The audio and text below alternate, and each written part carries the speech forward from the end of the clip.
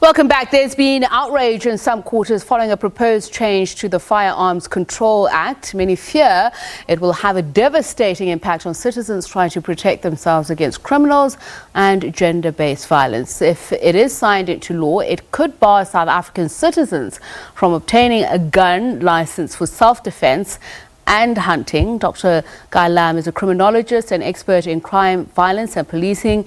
He is also at Stellenbosch University. A very good evening to you, and thank you so much for taking the time to speak to us, Dr. Lamb. So let's first just establish the facts. What is the demographic breakdown of legal gun owners in South Africa?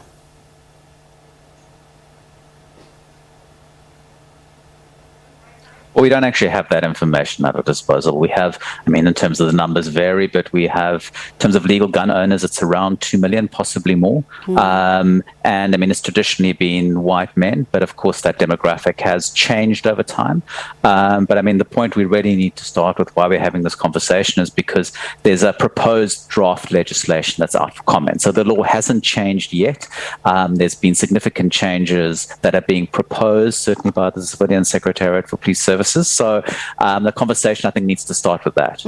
Well, we are going to get to that, but I think we also need to give South Africans some sort of foundational understanding before we get to the specificities, because I know that there is a great outrage over it. So, for instance, I just want to get an understanding of the reasons that are given in the application of gun license by many applicants.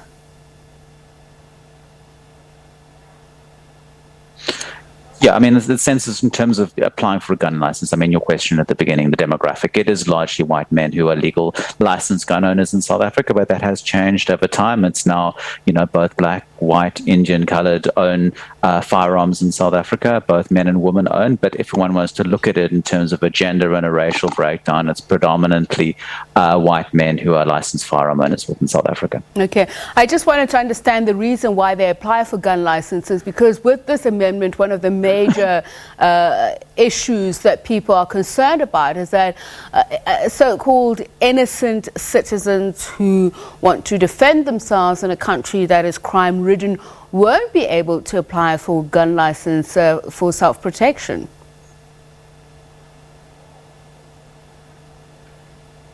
Well, in terms of the Act, and the current Act we're looking at is the Firearms Control Act, which was also similar under the Arms and Ammunition Act of the 1960s. You can apply for it if you're a hunter, a professional, or, kind of designated hunter, or even if you're an occasional hunter. You can even apply for it if you're a sports shooter, whether you're kind of a professional sports shooter or a part-time sports shooter. And in terms of the Act, it allows for you to apply for a firearm license for self-defense purposes. And of course, when you make that application, you have to motivate in your application that you can acquire a firearm for self-defense purposes. Now, of course, there's a whole series of checks that one has to go through when applying for a firearm license. You need a competency certificate. There's background checks that happen, but also traditionally the police have been quite reluctant to approve licenses for self-defense, and often have rejected them, and applicants have had to go through an appeals process, and that has been certainly, for a number of years, has been quite difficult to secure a firearm for self-defense purposes. Just from your point of view, what other amendments should one be putting the spotlight on, and what are the concerns around those?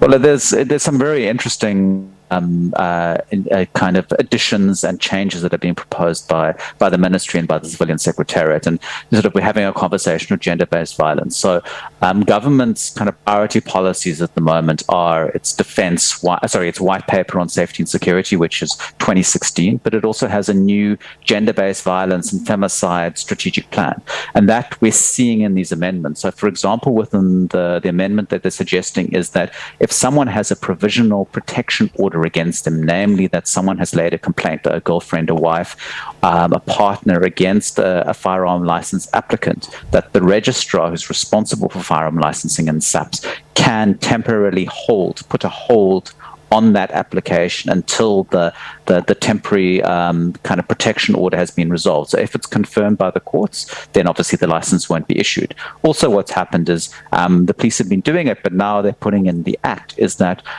if you are, for example, there is a protection order against you in relation to a domestic violence event or incident, that you can have your license be revoked and cancelled. So those are two interesting things that they've introduced, which are really important and certainly resolve and resort to tackling the issue of gender-based violence. The second issue is around the self-defense issue.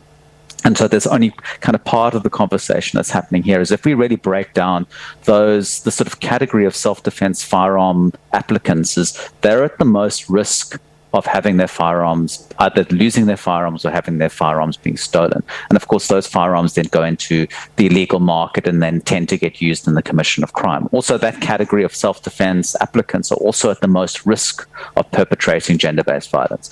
So that's why the police are making this particular recommendation. It's not just about disarming people. It's also about thinking, let's look at safety in a very broader context here. And let's think about all those people who don't own firearms, and also a very small minority of South Africans actually want to own a firearm and apply for a firearm license. So the conversation and the noise that's been made about this is made by certain lobby groups. It's not made by all South Africans. Okay, so you're saying that there's a nuance that is being missed by detractors of the amendment bill. And I also see that there's also suggestion that there's going to be a limitation on the amount of ammunition that owners may hold, as well as how many firearms hunters and sports shooters may also possess. Yeah, no, there's certainly there were fairly generous allocations in the past, especially in relation to hunters and sports shooters, and they're typically not a population of firearm owners and license holders that have been problematic in terms of weapons entering the criminal sector and being used in the commission of crime. But what we have been seeing is increasingly hunting weapons being used in the commission of crime. That's what we've seen in recent years. We've also seen quite a serious problem of firearm ammunition that's being diverted into the criminal sector. So this is really an effort by the police to try and limit that flow, because most weapons that are used in the commission of crime within South Africa are either stolen from civilian firearm owners in the first degree, secondly from private security, businesses and personnel, and then also from the police. We see about between 600 and 700 weapons being lost or stolen from the police each year, where civilian licensed firearm owners, they lose or have stolen about 8,000 to 10,000 firearms each year. Thank you so much for speaking to us. I wish we had more time. Dr. Guy Lam, he's a criminologist and expert in crime, violence and police at Stellenbosch University.